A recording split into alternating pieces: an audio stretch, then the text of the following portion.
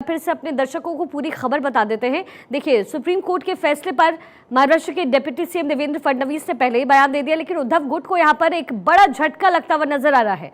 महाराष्ट्र में शिंदे और उद्धव गुट को लेकर के भी सुप्रीम कोर्ट ने बड़ा फैसला सुनाया है और सुनिए क्या कुछ कह रहे हैं इस वक्त शिंदे। घटनात्मक ठरवलेल्या सरकारच्या पत्रकार परिषदेमध्ये मी आपल्या सर्वांचं स्वागत करतो। सर्वोच्च न्यायालयाने महाराष्ट्राच्या संदर्भात आज जो निकाल दिलेला आहे या निकालाबद्दल आम्ही पूर्ण समाधान व्यक्त करतो आणि निश्चितपणे गिरीश भाऊ या वर लोकशाहीमध्ये लोकशाहीचा आणि लोकमताचा हा पूर्णपणे विजय झालेला आहे असं या निमित्ताने मी नमूद करू इच्छितो। हा जो काही निकाल आहे यातले 4-5 जे महत्त्वाचे मुद्दे आहेत त्या मुद्द्यांकडे मी आपलं लक्ष वेधू इच्छितो। सर्वात पहिल्यांदा तर बसा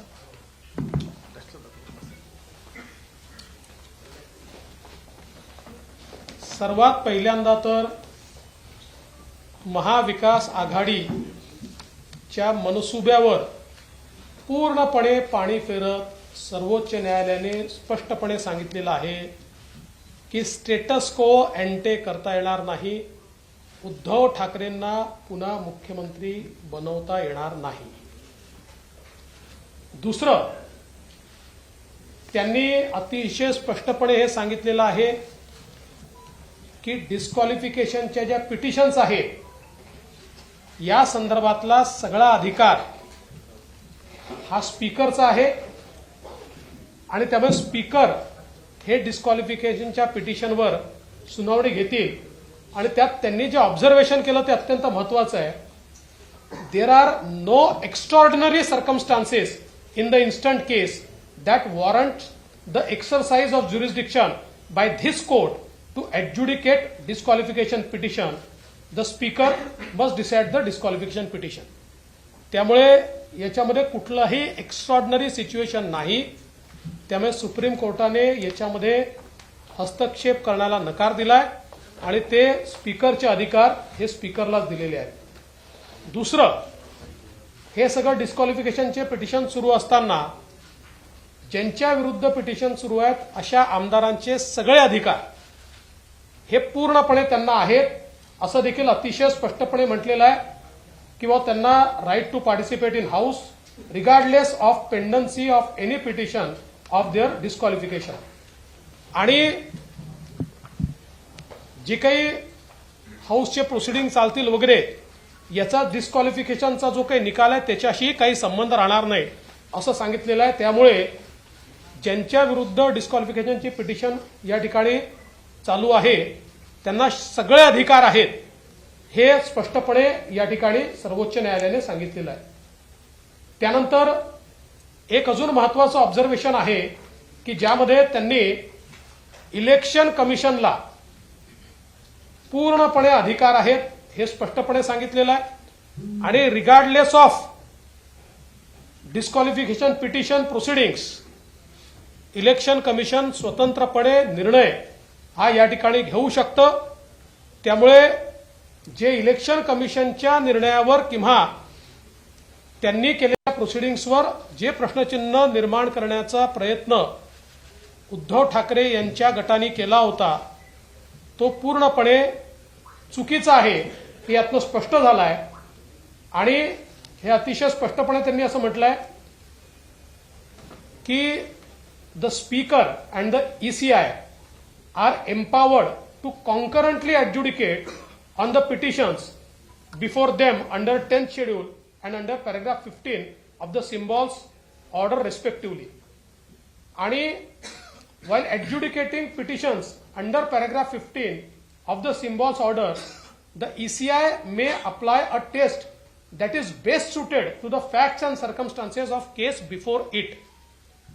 म्हणजे सगळे अधिकार हे इलेक्शन कमिशनचे आहेत आणि त्याच्यामध्ये कुठलीही बाधा नाही, हेही या ठिकाणी अतिशय स्पष्टपणे सांगितलेलं आहे. त्यानंतर एक अजून महत्त्वाची गोष्ट की याच्यामध्ये for the purpose of 10th schedule political party कुठली आहे हे डिसाईड करायचे अधिकार देखील स्पीकरला देण्यात आलेले आहेत. याच्यामधला जी पॅराग्राफ जर आपण वाचला, the speaker would prima facie determine who the political party is for the purpose of adjudicating disqualification petitions under paragraph 2(1) of the 10th schedule where 2 or more factions claim to be the political party.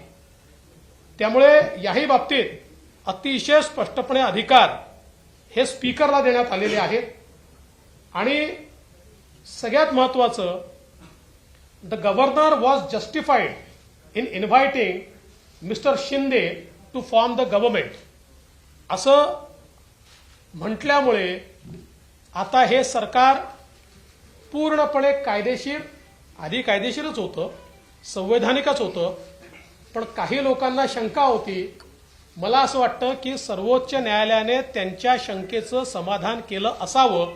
अर्थात ते सर्वोच्च न्यायालयाला मानत असतील तर, आम्ही तर मानतो, ते मानत असतील तर त्यांच्या शंकेचं निश्चितपणे समाधान झालं असेल. आज उद्धव ठाकरेजींची पत्रकार परिषद मी बघितली. नॉर्मली मी बघत नाही, पण जाता जाता थोडी शेवटचं मला पाहायला मिळालं आणि त्याच्यामुळे ते असं म्हणाले की मी नैतिकतेच्या आधारावर राजीनामा दिला. माझा त्यांना सवाल आहे, भारतीय जनता पक्षासोबत निवडून आलात आणि काँग्रेस राष्ट्रवादी सोबत गेला, तेव्हा ही नैतिकता कुठल्या डब्यामध्ये बंद केली होती याचं पहिले उत्तर द्या. तेव्हा ही नैतिकता कुठे होती? खरं म्हणजे नैतिकतेचा विषय तुम्ही सांगू नये, कारण तुम्ही खुर्ची करता विचार सोडला आणि एकनाथ शिंदेंनी विचाराकरता खुर्ची सोडली. ते सत्तेमध्ये होते आणि ते विरोधी पक्षासोबत आमच्यासोबत आले. त्यामुळे नैतिकतेचं बोलण्याचा कुठलाही अधिकार, नैतिक अधिकार तुम्हाला नाही. उद्धवजी, तुमच्या लक्षात आलं होतं, तुमच्याकडे नंबर नाही, तुम्ही हारणार आहात, लोक तुम्हाला सोडून गेले आहेत. त्यामुळे त्या लाजेपोटी आणि त्या भीतीपोटी तुम्ही त्या ठिकाणी राजीनामा दिला. त्यामुळे विनाकारण त्याला नैतिकतेचा मुलामा चाडवण्याचा प्रयत्न करू नका. एकनाथ शिंदेंनी राजीनामा देण्याचा प्रश्नच उद्भवत नाही, कारण आज त्यांच्या नियुक्तीवर पूर्ण शिक्कामोर्तब सर्वोच्च न्यायालयाने या ठिकाणी केलेलं आहे. माननीय मुख्यमंत्री बोलायच्या आधी मी हिंदीमध्ये फक्त थोडंसं ब्रीफिंग आपल्याला करून देतो.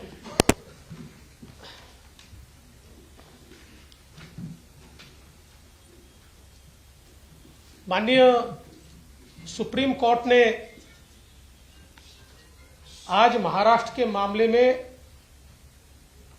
जो डिसीजन दिया है उस पर हम पूर्ण तरीके से संतोष व्यक्त करते हैं और अब किसी को भी ये शंका नहीं होनी चाहिए कि महाराष्ट्र की सरकार पूर्णतः संवैधानिक है, पूर्णतः लीगल है और ये पूरे संवैधानिक ताकत के साथ यहां पर कार्य कर रही है.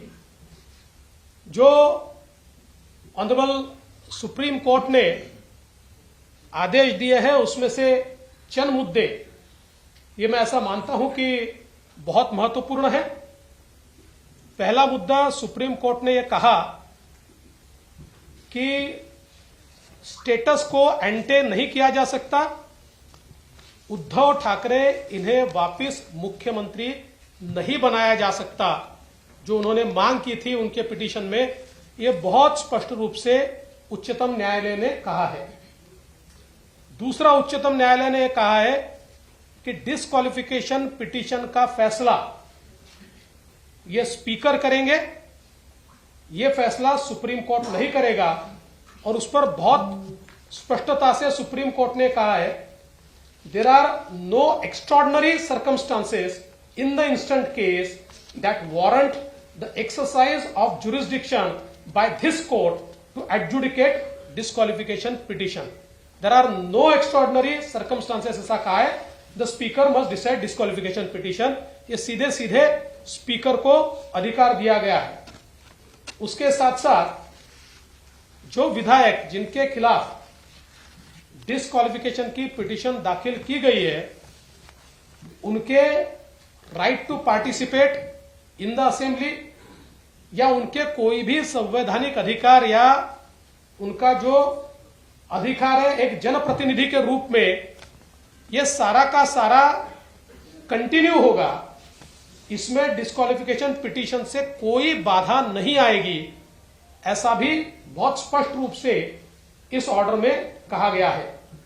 इसके साथ साथ एक और बहुत महत्वपूर्ण चीज है जो इस ऑर्डर में कही गई है कि इलेक्शन कमीशन का जो अधिकार है, उस अधिकार को बहुत स्पष्ट रूप से कहा गया है कि वो अधिकार distinct end different from the proceedings of disqualification in front of speaker. इसका मतलब यह है कि स्पीकर के सामने जो भी डिस्क्वालिफिकेशन पिटीशन के प्रोसीडिंग्स चल रहे हैं, उसका, क्योंकि शिवसेना ने मांग की थी कि चूंकि ये प्रोसीडिंग चल रहे हैं तो आप इलेक्शन कमीशन को रोकिए और उनको निर्णय मत लेने दीजिए, लेकिन आज सुप्रीम कोर्ट ने स्पष्ट कर दिया कि इलेक्शन कमीशन को यह पूर्ण अधिकार है। तो एक प्रकार से इलेक्शन कमीशन ने जो निर्णय श्री शिंदे जी के नेतृत्व में शिवसेना और सिंबल का किया है, उसमें कोई बाधा नहीं है और वो पूरा अधिकार इलेक्शन कमीशन का है, ये स्पष्ट रूप से इसमें कहा है। इसके साथ साथ उन्होंने आगे ये भी कहा है, मैं इसको पढ़कर दिखाता हूं, कि the speaker and the ECI are empowered to concurrently adjudicate on the petitions before them under the 10th schedule and under paragraph 15 of the symbols order respectively. While adjudicating petitions under paragraph 15 of the symbols order, the ECI may apply a test that is best suited to the fact and circumstances of the case before it. इसका मतलब ये दोनों को बिल्कुल अलग कर दिया है। Facts end circumstances पे वो निर्णय ले सकते हैं, उन्होंने निर्णय ले लिया है। अंतिम निर्णय जो भी वो लेंगे वो आपके सामने है। इसलिए तो महाराष्ट्र की सियासत में हलचल है। फडणवीस को इस वक्त आप सुन रहे थे। इससे पहले शिंदे ने भी प्रेस कॉन्फ्रेंस किया और प्रेस वार्ता में उन्होंने बहुत सारी बातें कही, जिसमें उन्होंने कहा कि अभी फिलहाल महाराष्ट्र में स्थिर सरकार है।